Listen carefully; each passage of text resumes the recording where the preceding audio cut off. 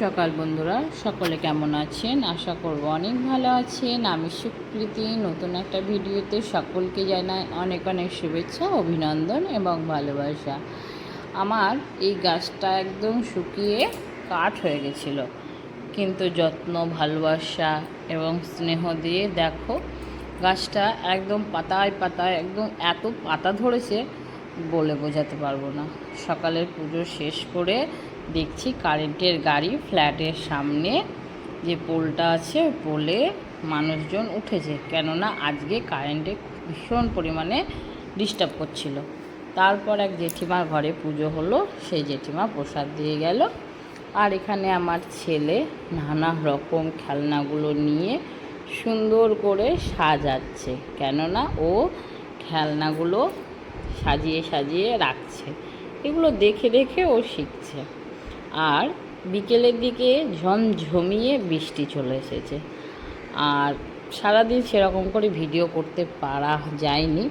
তো একদম সন্ধ্যাবেলায় চলে এসেছি রান্নাঘরে। আজকে বানাবো কুলচা আর পনির মশলা। প্রধানমন্ত্রী নরেন্দ্র মোদী একটা বার্তা সকল দেশবাসীর উদ্দেশ্যে দিয়েছেন যে গ্যাস কমান, তারপর তেল খরচ কমান, এগুলো যতটুকু প্রয়োজন ততটুকু করুন, এরকম একটা বার্তা সকলের জন্য দিয়েছে।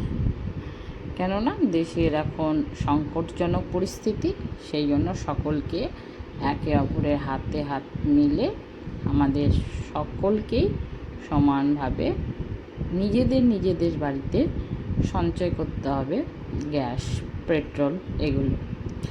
আমি যতটা পেরেছি আপনাদের দেখাচ্ছি আমি কিভাবে তেল ছাড়া রান্না করি। খুব ভালো খেতে হয় এই কুলচাটা, আবার তেলের পরিমাণও লাগে না। সর্বপ্রথম রুল ময়দা কিছুটা নিলাম, তাতে লবণ আর সামান্য সাদা তেল দিয়ে ভালো করে মিশিয়ে নিলাম। তারপর একটু টক দই, বেকিং সোডা, বেকিং পাউডার কিছুটা নেওয়ার পর ময়দাটার সঙ্গে ভালো করে আমি দইটা মাখিয়ে নিচ্ছি, যাতে যখন আমরা জলে খাবারটা করব তখন সুন্দরভাবে ফুলে যাবে। আর যেহেতু গ্যাস বাঁচাও এই প্রকল্পে আমি উদ্যত, সেই জন্য একদম পুরো এই রান্নাটা জলেতেই হবে, তেলের প্রয়োজন হবে না।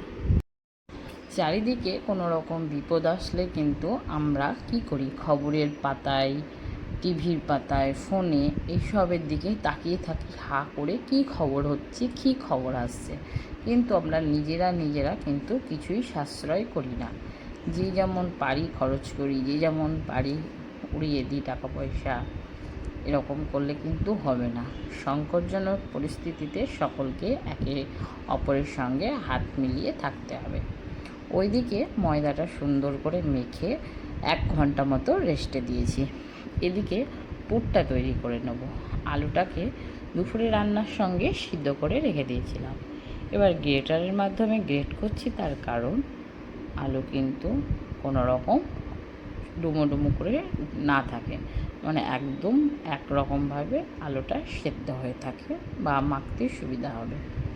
আলুর সঙ্গে দিয়েছিলাম কোচানো পেঁয়াজ আর সামান্য পরিমাণে ধনেপাতা।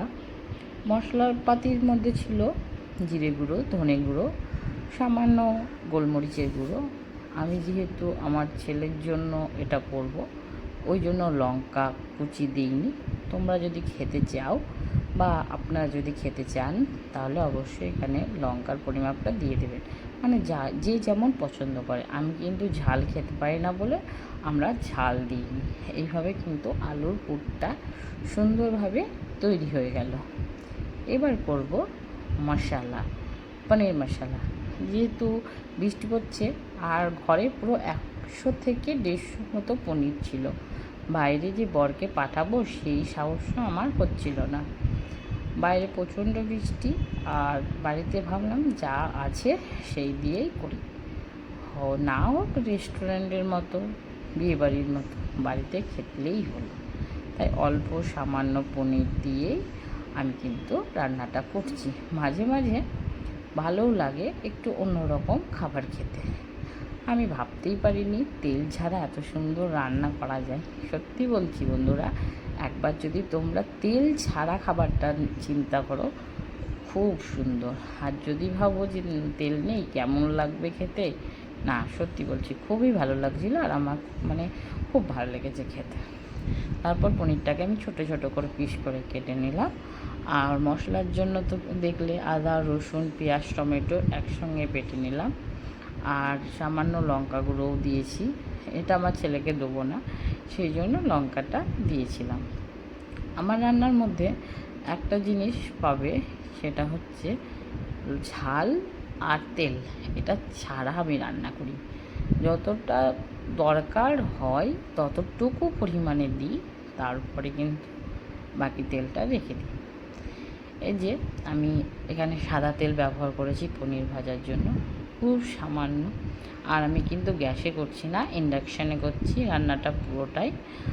আর কারেন্টে যেহেতু সাশ্রয় মানে করার কোনো ব্যাপার নেই, কারেন্ট খরচ করো এরকম বার্তাও আছে, তাই কারেন্টে ইন্ডাকশানেই আমি রান্নাটা করছি। এখানে পনিরটাকে ছোটো ছোটো টুকরো করে কেটে ভাজতে বসিয়ে দিলাম। আর যে ময়দাটা আমি 1 ঘন্টা মতো রেখে দিয়েছিলাম রেস্টে, সেই ময়দাটা ছোট ছোট করে লেচি কেটে নিচ্ছি। আমি মোটামুটি 6-7টা করব, দুটো দুটো করে, আমরা 3টে লোক যেহেতু। এভাবে আমি সুন্দর করে লেচিগুলো পরপর কেটে নিলাম। আর যে পুরের জন্য আলুটা তৈরি করে রেখেছি, ওটাও কিছুক্ষণ রেস্টের জন্য দিয়েছিলাম।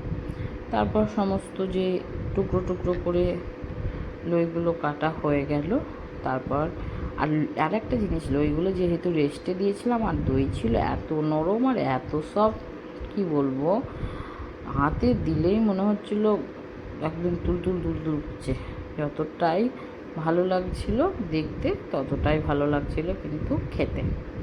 এইভাবে ময়দাটা আমি সুন্দর করে মেখে নিয়ে এবার দেখে নিলাম যে কতগুলো হয়েছে। তারপর এদিকে পনিরটা মোটামুটি আমার ভাজা হয়ে গেছে। এবার পনিরটা আমি তুলে নেব জলের মধ্যে। তাতে কী হবে, পনিরটা খুব সুন্দর নরম হবে, খেতে ভালো লাগবে। আর দেখলে তো আমি খুবই সামান্য তেল দিয়েছিলাম, মানে একদম ওই 25-এরও কম বলতে গেলে। আমি অল্প তেলে রান্না করে করে না শিখে গেছি অল্প তেলে কীভাবে রান্না করতে হয়। তারপর দেখে মনে হচ্ছে সাদা সাদা, কিন্তু পনিরটা ভালোভাবেই ভাজা হয়ে গেছে। তারপর কিছু গোটা মশলা দিলাম, যেমন দারচিনি লবঙ্গ আর এলাচ, এইসবগুলো দেওয়ার পর যে মশলাটা করে রেখেছিলাম সেই মশলাটা ওই তেলেই দিয়ে দিলাম। কিছুক্ষণ নাড়িয়ে চাড়িয়ে তারপর নুন হলুদ দিতে হবে। এবার যেহেতু মশলাটা একদম শুকিয়ে শুকিয়ে আসছে, সামান্য নুন হলুদ দিয়ে মশলাটাকে একটু ঢাকা দিয়ে দিলাম, যাতে জলটা ভালো করে ছাড়ে আর এখান থেকেই তেল ছাড়তে শুরু করে। অল্প সামান্য হলেও দারুণ কিন্তু লাগে এই খাবারটা খেতে। কিছুক্ষণ করার পর দেখো এরকম হয়ে গেছে। তারপর আমি যে গরম জলটা রেখেছিলাম সেই গরম জলটা দিয়ে দেবো। তার আগে পনিরটা তো দিতে হবে, মশলাটা ভালো করে যেহেতু কষে গেছে। এবার ভেজে রাখা যে পনিরটা ছিল, সেই পনিরটা টুকরো টুকরো করে রেখেছিলাম, ওই পনিরটা দিয়ে দিলাম। আর বন্ধুরা, আপনাদেরকে বলছি একবার অবশ্যই এটা খেয়ে দেখবেন। মোটামুটিভাবে শীতের সন্ধ্যায় বা বর্ষার সন্ধ্যায় খুব সুন্দর লাগে।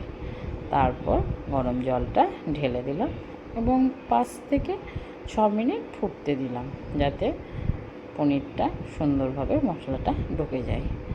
আর ওইদিকে যে মশলাটা করে রেখেছিলাম আলুর পুরটা, সেটা এত সুন্দর হয়ে গেছে না, কি বলবো। এবার মশলাটা ঢাকা দিয়ে আমি চলে গেলাম বাকি কাজটা করতে। আবার চলে এলাম, ওগুলো গোল গোল ডাব্বা করে রেখে দিয়েছিলাম, সেই গোল ডাব্বা থেকে এবার পুরো ভরার পালা। সুন্দর করে বাটির মতো বানিয়ে নিলাম। এই যে বাটি দেখে না, এই রকম করতে আমি আগে পারতাম না, আমার মায়ের কাছ থেকে আমি শিখে গেছি। তারপর এরকম করে একটু বড় বড় সাইজে করছি। এটা তো ময়দা, আটা হলে খুব সুন্দর হতো, মানে সুন্দর করে গোল হয়ে যেত। এবার যেহেতু তো ময়দার করা হয়েছে সেই জন্য একটু গোলটা হতে সময় লাগছে। আমি চেষ্টা করছিলাম করার, খুব একটা ভালো করতে পারি না, কিন্তু যেমন পারি কাজ চলে যায় নিজের মতো। তারপর পুরটাকে আমি যে করে রেখেছিলাম ওই পুরটা দিয়ে দিলাম।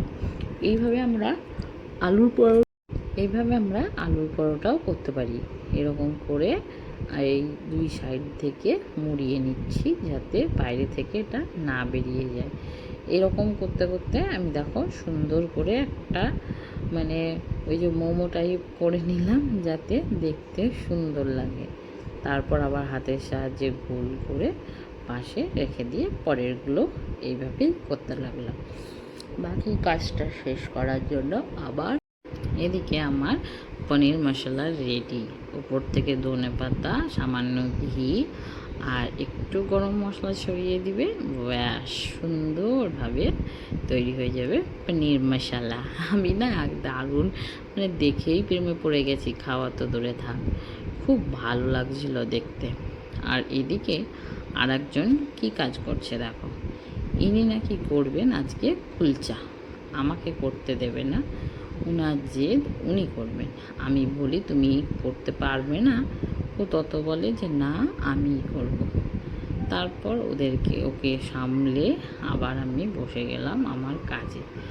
যে কুলচার ওপর থেকে আমি কালো জিরে, সাদা তিল আর সামান্য ধনেপাতা দিয়ে দিয়েছি যাতে দেখতে সুন্দর লাগে। আর এইভাবে লম্বা লম্বা করে বেলে নিয়েছি যাতে খেতেও সুন্দর লাগে। এবার দিয়ে দিয়েছি দেখো ঠিক এইরকম যে জল, আমি দেখিয়ে দিচ্ছি, কয়েকটা হয়ে গেছে তো তারপর আমি দেখিয়ে দিচ্ছি। তবুও এই যে জল, সামান্য জল ফুটতে দিলাম, এই একটু সামান্য গরম হয়ে গেলে আমি যে তৈরি করা রুটিটা সেটা কিন্তু দিয়ে দিলাম। এইবার আমি কিন্তু এটা ঢাকা দেব, মানে এটাকে সেদ্ধ করতে দেবো। ঢাকা দিয়ে 1 থেকে 2 মিনিট পর দেখো এরকম ঢাকা খুলে ওপর থেকে সামান্য ঘি দিয়ে দিচ্ছি সবগুলোতে এপিট ওপিট করে। তাতে কী হয়, খেতে খুব ভালো লাগছে।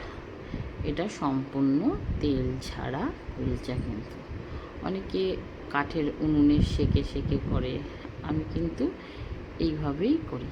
এই দেখো আমার এদিকে কুলচা আর মশলা তৈরি হয়ে গেছে, আর আমি রাত্রের খাবারও খেয়ে নিচ্ছি। এত সুন্দর খাবার ফেলে রাখা যায় কি বলো বন্ধু?